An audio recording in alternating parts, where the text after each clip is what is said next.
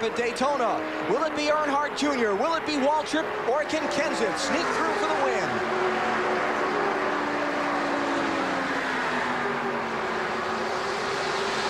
Kenseth has had 2 looks underneath Michael Waltrip.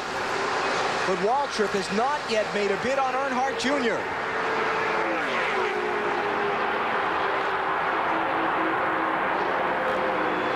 Kenseth's waiting at Jason Keller behind him. Doesn't have help. Michael Waltrip with a bob and a weave, but not enough to get alongside.